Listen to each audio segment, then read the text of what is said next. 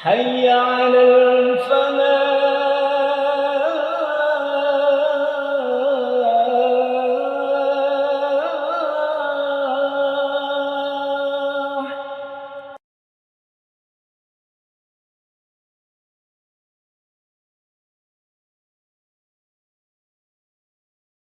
Bismillahirrahmanirrahim. Assalamualaikum warahmatullahi wabarakatuh. Alhamdulillah alladzi kataba nasra wa ta'yida li ibadihil mukhlisin. Inna lanansuru rusulana walladzina amanu fil hayatid dunya wa yawma yakumul ashhad. Asyhadu an la ilaha illallah wahdahu la syarikalah wa asyhadu anna Muhammadan abduhu wa rasuluh. Allahumma salli wa sallim wa barik ala nabiyyina Muhammad wa ala alihi wa ashabihi alladhina jahadu fillahi haqqa jihadih fakataba lahum rabbuhum izzad dunya wa sya'adatal uqba yawma la yanfa'u malun wala banunun illa man atallaha biqalbin salim. Alhamdulillah, puji syukur marilah kita panjatkan kehadirat Allah Subhanahu wa taala atas segala kenikmatan yang dianugerahkan oleh Allah. Pada kesempatan yang berbahagia ini Allah pertemukan kita dalam satu majelis yang insya Allah mubarakah. Mudah-mudahan kita semua yang hadir di majelis ini, hidup kita semua diselamatkan, dibahagiakan oleh Allah Subhanahu wa taala. Para jamaah rahimakumullah,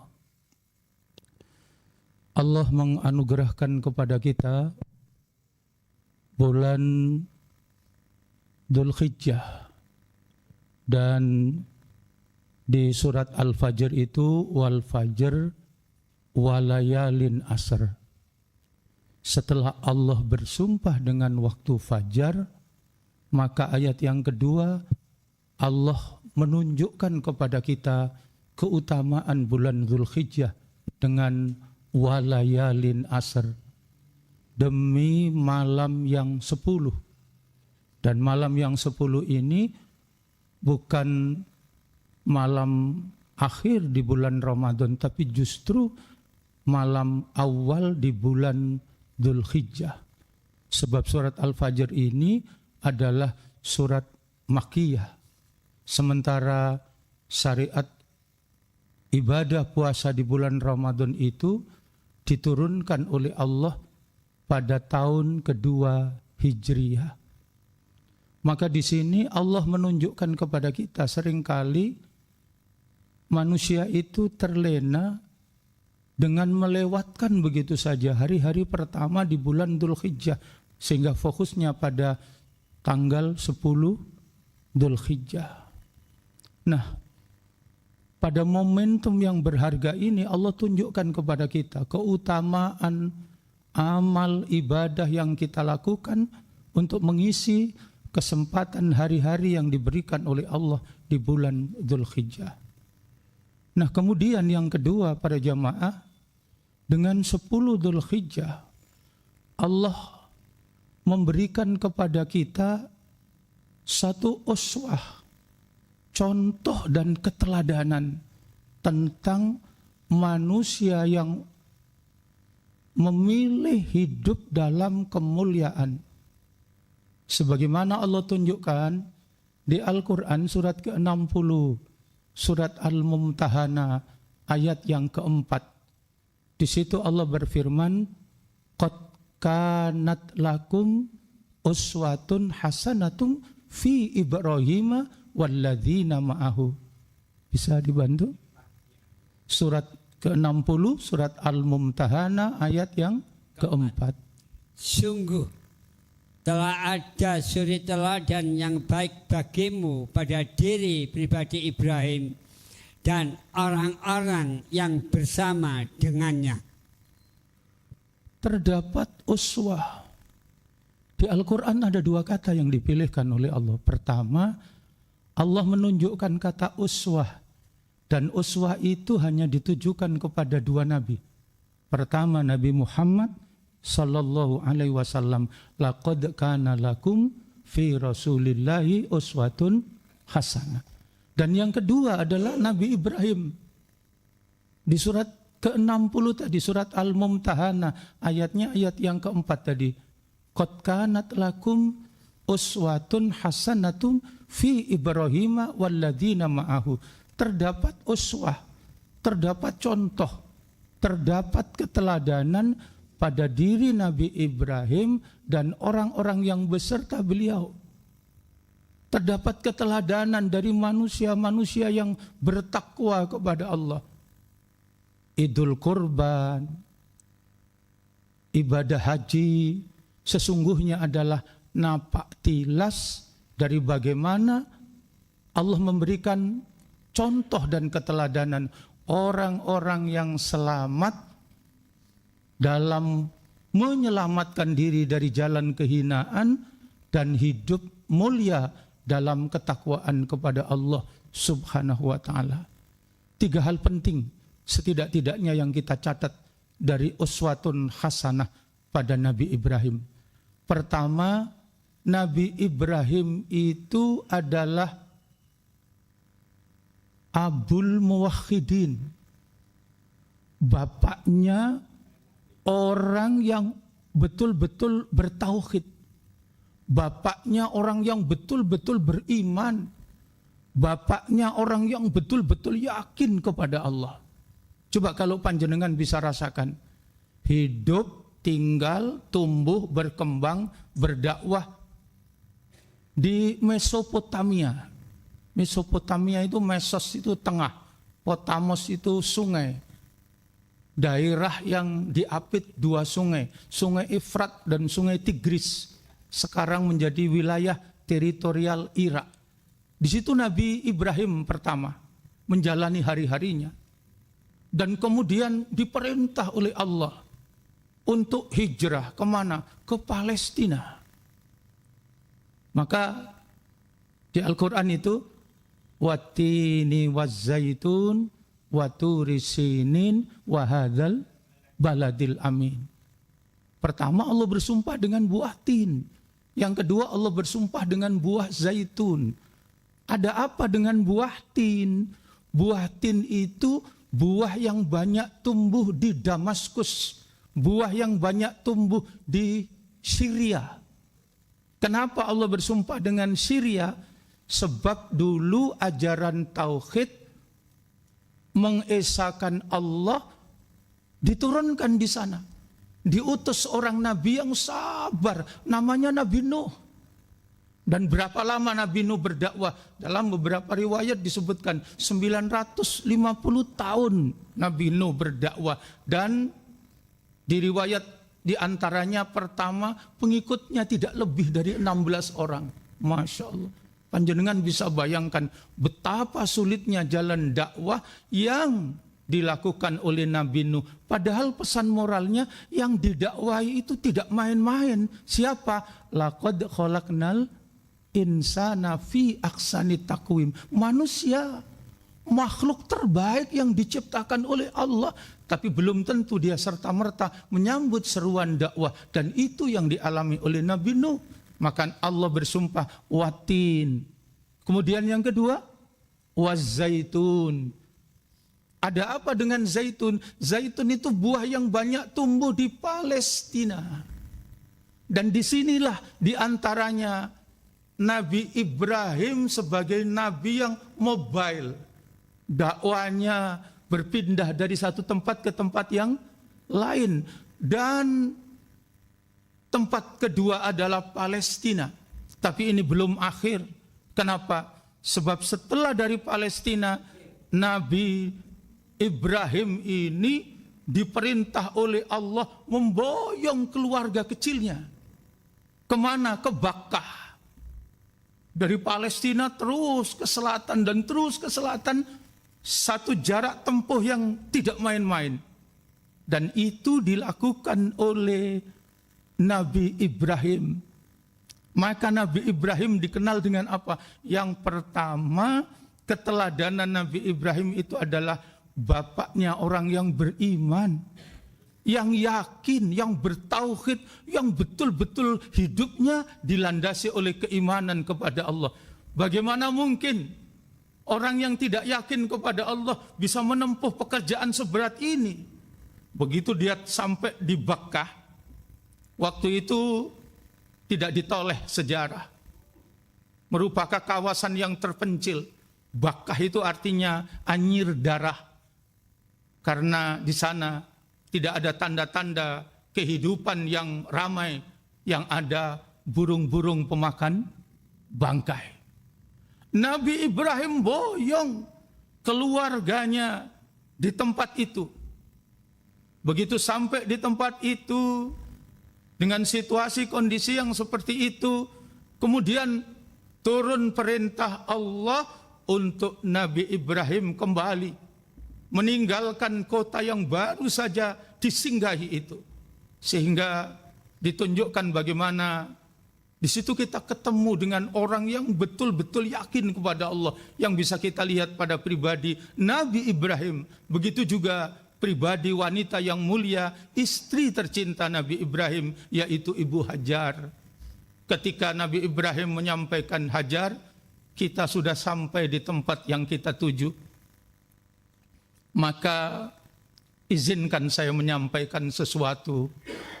Apa itu suamiku? Aku mau kembali. Tinggallah engkau di sini bersama anak kita. Coba kita bisa bayangkan di tempat baru, asing, tidak ada fasilitas yang memadai. Kalau lihat sana sini, pasir, batu, panas, gersang, tidak ada tanaman menghijau sepanjang mata memandang, tidak ada tanaman yang berbuah ranum siap untuk dimakan. Tapi suaminya yang baru tiba di tempat itu langsung menyatakan seperti itu. Maka kemudian Hajar bertanya kepada suaminya, Ibrahim suamiku Nabi Allah, apa betul kamu mau kembali? Kau tinggalkan aku di tempat ini. Aku bersama anakmu di tempat baru, asing, sementara perbekalan makan yang kita bawa hanya sebatas ini. Cukup berapa lama makanan ini bisa memenuhi kebutuhan kami berdua? Sementara sampai kapan kau tinggalkan kami? Itu yang disampaikan oleh Ibu Hajar. Dan kemudian diulang lagi yang kedua untuk meyakinkan. Ternyata suaminya masih menyatakan, Hajar betul, aku mau kembali.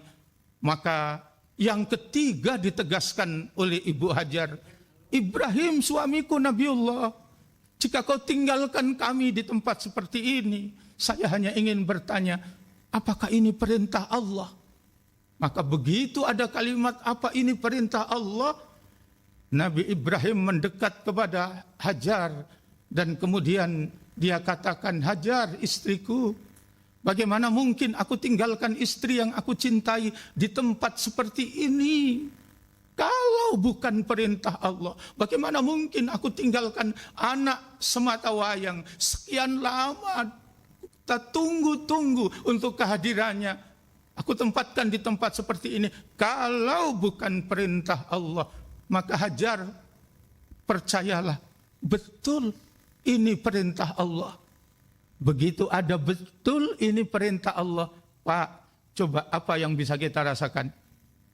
Yang asalnya sedih, wajah Ibu Hajar itu kemudian terpancar rona manis dan cantiknya, hilang kegelisahan, keraguan, maka kemudian terpancar keyakinan yang dalam sebagaimana yang dikatakan oleh suaminya. Sebagai orang yang beriman, dia yakin kepada Allah sehingga dia sadar dia memang akan ditinggal oleh suaminya, tapi sebagai orang beriman dia yakin dia tidak akan pernah ditinggal oleh Allah. Dia mengerti kalau dia akan jauh dari suaminya. Tapi sebagai orang yang betul-betul yakin kepada Allah, maka dia menyadari dia tidak akan pernah dijauhi oleh Allah. Orang yang mengikuti, meyakini, taat, tunduk dan patuh kepada Allah, maka dia dalam penjagaan dan perlindungan Allah. Seperti di hadis qudsi itu, man adali waliyan faqad adantuhu bil khair wa ma taqarraba ilayya 'abdi bisyai ahabba ilayya mimma taraktu alaihi wa ma yazalu 'abdi yataqarrabu ilayya bin nawafil hatta uhibbahu fa idza akhbabtuhu kuntu sam'ahu alladhi yasma'u bi wa basarul ladzi yubsiru bi wa yadahul ladzi yabtishu biha wa rijhul ladzi yamsi biha wa in sa'alani a'taituhu wa la in ista'adani la uidanna. Orang yang taat, tunduk, patuh dengan segenap keyakinan, berserah diri kepada Allah, melaksanakan apa yang Allah perintahkan dan mendekat kepada Allah dengan apa yang Allah sunahkan, pasti akan dicintai oleh Allah. Kalau dicintai Allah, matanya dibimbing Allah, telinganya dibimbing Allah, tangan dan kakinya dibimbing Allah. Kalau dia minta pertolongan, pasti akan ditolong oleh Allah. Kalau minta perlindungan, pasti akan dilindungi oleh Allah. Dan itu betul terjawab. Memang Ibu Hajar tidak berdiam diri, berpangku tangan. Dia harus bekerja keras, lari pontang-panting dari sofa ke Marwah, yang kemudian menjadi napak tilas ibadah haji. Sampai kemudian Allah anugerahkan Zam-Zam. Dari situ kemudian terpancar indahnya peradaban, kabilah-kabilah yang datang dari segala penjuru yang melintas di daerah dekat situ, akhirnya harus menoleh ke Bakkah, mengambil persediaan air yang dia perlukan untuk perjalanan panjang mereka. Bahkan tidak hanya itu, hati mereka tidak sedikit yang terpautkan, kemudian jatuh cinta dengan Bakkah dan menetap untuk selamanya di tempat itu. Akhirnya pusaran peradaban terjadi dan kemudian apa? Bakkah kemudian menjadi Makkah al-Mukarramah. Nabi Ibrahim tidak meninggalkan apa-apa, tidak memberikan fasilitas segalanya. Untuk transportasi mobil dia sediakan, untuk keperluan kehidupan macam-macam sudah sediakan. Tidak, Nabi Ibrahim menengadakan tangan dan kemudian minta kepada Allah. Dua hal yang diminta. Apa yang diminta oleh Nabi Ibrahim? Wa idz qala Ibrahimu rabbij'al hadza baladan aminan warzuq ahlahu minas samarat.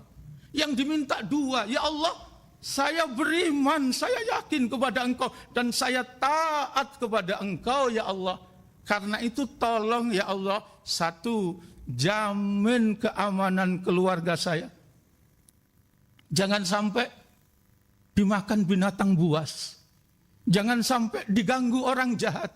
Rabbij'al hadza baladan aminan. Yang kedua apa? Minta kepada Allah, warzuq ahlahu minas samarat. Berikan ya Allah kesejahteraan ya Allah. Limpahkan kepadanya rizki dari beraneka macam buahan. Rasa-rasanya kan gak masuk akal Pak. Wong pohonnya gak ada minta buahnya. Tapi dia yakin dengan apa yang Allah janjikan. Ketika taat, tunduk dan patuh kepada Allah, maka Nabi Ibrahim menjadi contoh. Orang yang memilih hidup dalam kemuliaan. Apa hidup dalam kemuliaan? Hidup dengan penuh keyakinan kepada Allah dan hidup dengan penuh ketaatan kepada Allah. Sehingga Nabi Ibrahim contoh pertama tadi apa? Abul Muwahhidin. Bapaknya orang yang betul-betul yakin kepada Allah. Yang kedua, Nabi Ibrahim itu menjadi contoh Khalilur Rahman. Orang yang dicintai oleh Allah karena betul-betul dia jadi hamba yang mencintai Allah dengan segenap ketaatan dan kepatuhan kepada Allah. Inilah yang ditunjukkan. Maka Nabi Ibrahim yang memilih jalan kemuliaan. Yang kedua juga Ibu Hajar. Ibu Hajar ini hidup memilih dalam kemuliaan, yakin kepada Allah, maka dia dalam penjagaan dan pertolongan Allah. Yang ketiga, kita bisa lihat di Al-Quran, surat ke-22, surat Al-Hajj. Ayatnya ayat yang ke-34. Di situ Allah tunjukkan, A'udzubillahi minasyaitonirrajim, walikulli ummatin ja'alna mamsaka liyadhkuru smallahi ala ma razaqahum min bahimatil an'am fa ilahukum ilahu wahid falahu aslimu wa basyiril mukhbitin. Dan bagi setiap umat telah kami syariatkan penyembelihan kurban supaya mereka menyebut asma Allah atas rezeki yang dikaruniakan Allah kepada mereka, yaitu berupa hewan ternak. Maka Tuhanmu ialah Tuhan yang Maha Esa, karena itu berserah dirilah kamu kepadanya. Para jamaah, di ayat ini Allah tunjukkan betul-betul bahwa kita dididik dan diajarkan oleh Allah meneladani orang yang hidup dalam kemuliaan, menjadi orang yang bertakwa kepada Allah, yang dengan takwa itu dijamin oleh Allah. Apa jaminannya? Kegembiraan dan kebahagiaan. Orang yang bertakwa itu ada 3 bagian. Takwa Allah, ayyu to'ah. Orang yang bertakwa itu hidupnya selalu taat kepada Allah.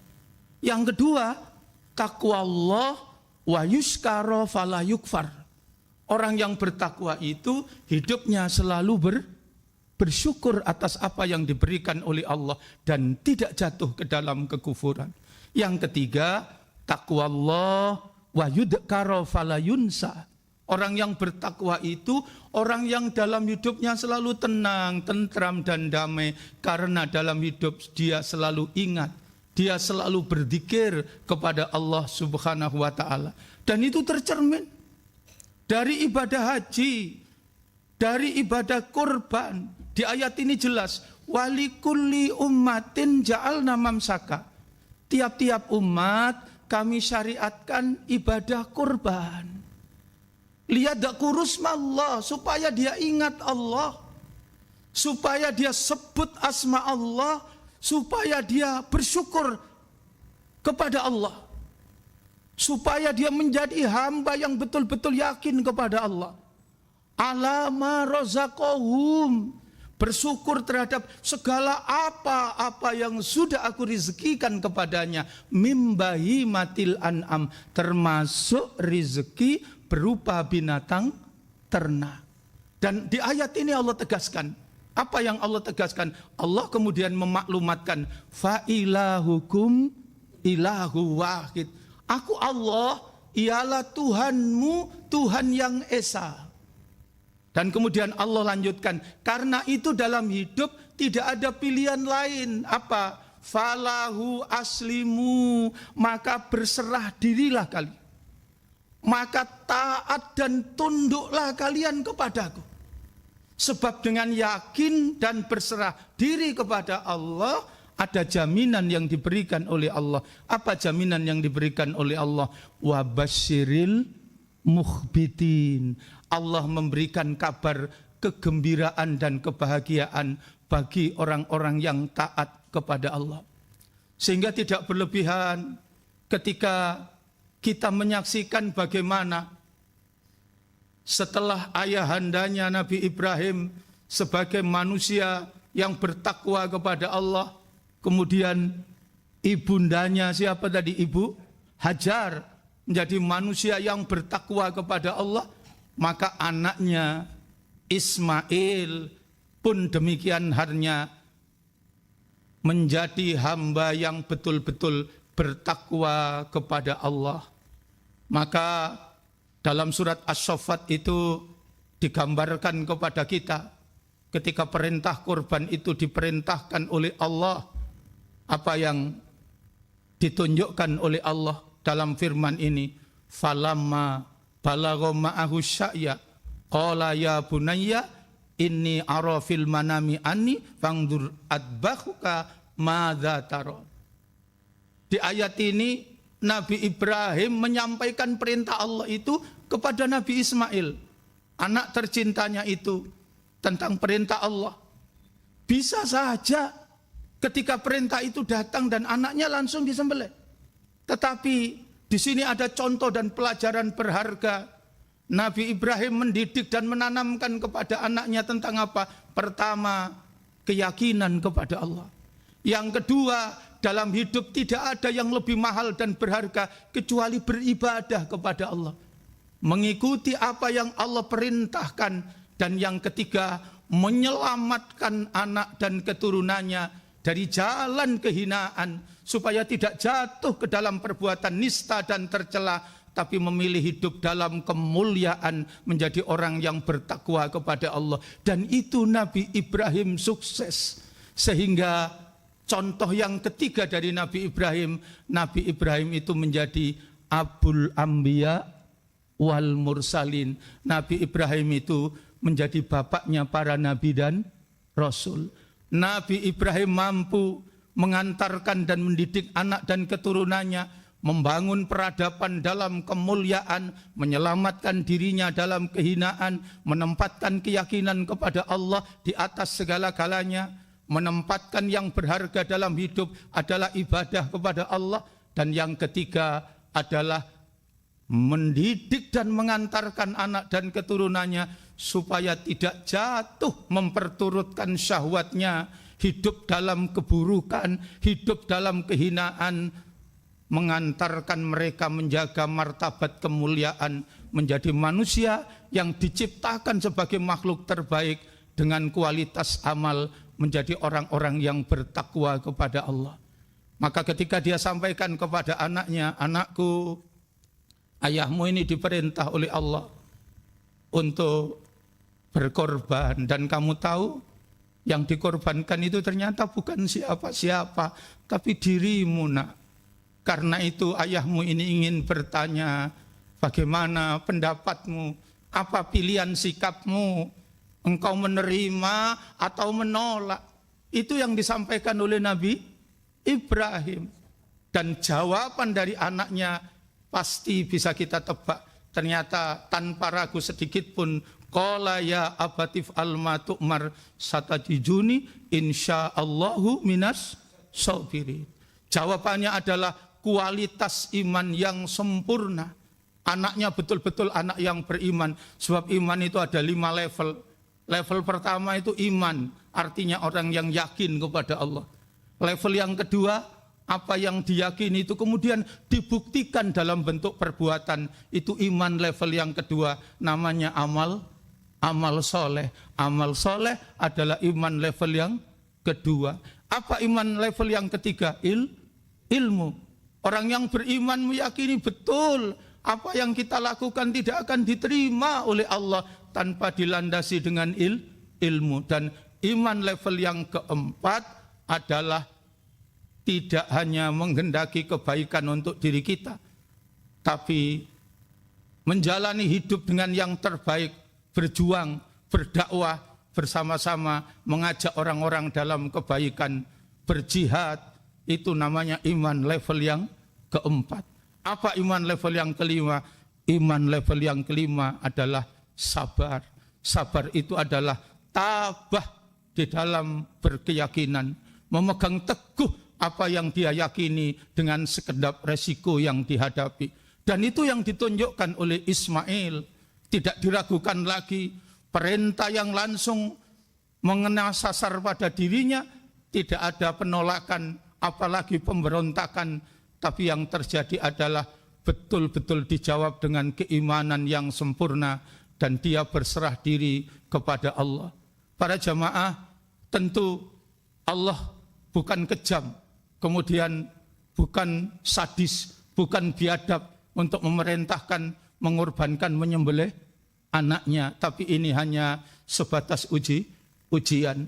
Maka ketika perintah ini dijalankan, baik oleh Nabi Ibrahim maupun Nabi Ismail, maka serta-merta ketika penyembelihan itu dilaksanakan, maka oleh Allah digantilah dengan domba. Dan itu yang menjadi syariat kepada kita semua untuk berkorban. Dalam kehidupan ini Allah tunjukkan kepada kita bagaimana korban sesungguhnya merupakan contoh, bukti bahwa kita ini cinta kepada Allah dan cinta kepada sesama. Kita mengikuti apa yang Allah perintahkan, itu adalah bukti kecintaan kita kepada Allah. Dan kemudian Allah juga menegaskan, panjenengan bisa pirsani di Quran surat ke-22 surat Al-Hajj ayat yang ke-37. Di situ Allah menunjukkan kepada kita bahwa bukan darah dan daging itu yang sampai kepada Allah, bukan itu yang diminta dan dikehendaki oleh Allah, tapi yang diminta oleh Allah adalah keluhuran jiwa kita, tingginya akhlak kita, yaitu menjadi orang yang mulia, orang yang bertakwa kepada Allah. Daging berupa hewan korban dan darahnya sekali-kali tidak akan pernah sampai kepada Allah. Tetapi yang sampai kepadanya adalah ketakwaan kamu. Demikianlah Dia menundukkannya untukmu supaya kamu mengagungkan Allah atas petunjuk yang Dia berikan kepadamu. Dan sampaikanlah kabar gembira kepada orang-orang yang berbuat kebaikan. Inilah para jamaah rahimakumullah, semangat untuk berbuat baik. Berbuat baik, baik menyangkut hubungan baik kepada Allah dalam bentuk ibadah khusus, maupun bagaimana kita membangun kehidupan beribadah secara umum, yang itu menjadikan kehidupan kita kehidupan yang penuh dengan kebaikan dan keberkahan. Zurribat alaihimuddillatu aynama sukifu illa bihablim minallah wa hablim minan nas. Quran surat ketiga, surat Ali Imran ayat 112. Di situ Allah tunjukkan kepada kita akan mengalami kerepotan, akan mendapatkan kesulitan di mana saja kita berada, kecuali kita mampu membangun komunikasi hubungan yang baik dengan Allah, dengan menunjukkan kualitas ibadah yang terbaik kepada Allah, dan yang kedua, membangun hubungan yang indah di antara sesama manusia. Ayat 112. Mereka diliputi kehinaan di mana saja mereka berada, kecuali mereka berpegang teguh pada tali agama Allah dan tali perjanjian dengan manusia. Mereka mendapat murka dari Allah dan selalu diliputi kesengsaraan. Yang demikian itu karena mereka mengingkari ayat-ayat Allah dan membunuh para nabi tanpa alasan yang hak. Yang demikian itu karena mereka durhaka dan melampaui batas dalam perbuatan. Begitulah yang Allah tunjukkan kepada kita, sehingga ada sebuah kisah yang sampai kepada kita, yang haji pada tahun itu sekian banyak orang, tapi yang diterima di riwayat itu konon hanya 3 orang. Dan salah satunya justru yang menunda keberangkatannya karena istrinya sedang hamil tua, dan kemudian rupa-rupanya istrinya ini menginginkan makanan yang aromanya mengusik, mengganggu selera makannya. Kemudian dia bilang ke suaminya, tolong carikan dari mana sumber makanan ini. Dicarilah oleh suami itu, dan ternyata ketemu dari sebuah rumah yang tidak pantas disebut rumah. Di situ tinggal wanita tua dengan beberapa putrinya. Dan kemudian laki-laki ini memberanikan diri, ibu, boleh saya meminta sedikit makanan yang ibu masak karena istri saya menginginkannya. Rupa-rupanya wanita itu serta-merta menjawab, maaf, saya tidak bisa memberikan sedikit pun makanan ini kepada Tuhan. Baiklah ibu, kalau gitu saya mau beli, saya mau membayarnya. Wanita itu pun spontan menjawab, maaf, saya juga tidak bisa menjual barang sedikit pun ini kepada Tuhan. Kenapa bu? Saya minta, ibu tidak relakan, saya beli pun ibu masih tidak izinkan. Tiba-tiba ketika ada pertanyaan itu, wanita ini tertegun dan terdiam sebegitu lama. Air matanya kemudian deras mengalir dan dengan terbata-bata dia menyampaikan, Tuhan, sudah berhari-hari saya tidak makan. Sudah berhari-hari saya hampir mati kelaparan. Kemudian saya mengais-ngais di tempat sampah. Saya temukan seonggok bangkai keledai. Bangkai itu yang kemudian saya bawa pulang. Bangkai itu kemudian yang saya masak. Bangkai itu yang saya makan. Dan saya berikan kepada anak-anak saya. Tapi rupa-rupanya bangkai itu juga yang Tuhan inginkan. Maka Tuhan seharusnya tahu makanan ini halal bagi saya, tapi tidak bagi Tuhan. Maka laki-laki ini terdiam. Dia kemudian pulang. Dia ceritakan kejadian itu kepada istrinya. Istrinya menangis dan kemudian meminta kepada suaminya untuk menyerahkan seluruh perbekalan hajinya kepada saudaranya. Begitulah Allah mendidik dan mengajarkan membangun kehidupan yang baik. Membangun kehidupan dengan Allah tetap termasuk membangun kehidupan dengan sesama manusia. Tidak akan pernah masuk surga siapa orang yang malam itu tidur dalam keadaan kenyang, sementara tetangganya dalam keadaan kelaparan. Semoga umur kita ini barokah. Allah memberikan rezeki yang halal yang barokah. Keluarga kita, keluarga yang diberkahi Allah. Anak-anak kita dijaga dan dilindungi oleh Allah, dijadikan menjadi anak-anak yang solih, anak-anak yang solihah. Mudah-mudahan Allah memberikan hikmah, ilmu yang bermanfaat, yang dengan ilmu itu Allah antarkan kita untuk mampu beramal soleh, hidup dalam keridaan Allah subhanahu wa ta'ala. A'udzubillahi minasyaitonirrajim. Bismillahirrahmanirrahim. Allahumma ja'al awwala hadha yawma salahah wa awsatuhu falahah wa akhiruhu najahah wa as'aluka khairat dunya wal akhirah ya khayyu ya qayyum bi rahmatika astaghis aslih li sa'ni kullahu wa la taqilni ila nafsi tarfata aini rabbana atina fid dunya hasanah wa fil akhirati hasanah wa qina adzabannar walhamdulillahi rabbil alamin. Demikian para jamaah, terima kasih atas segala perhatian, mohon maaf atas segala kekurangan. Subhanakallahumma wa bihamdika asyhadu an la ilaha illa anta astaghfiruka wa atubu ilaik. Assalamualaikum warahmatullahi wabarakatuh.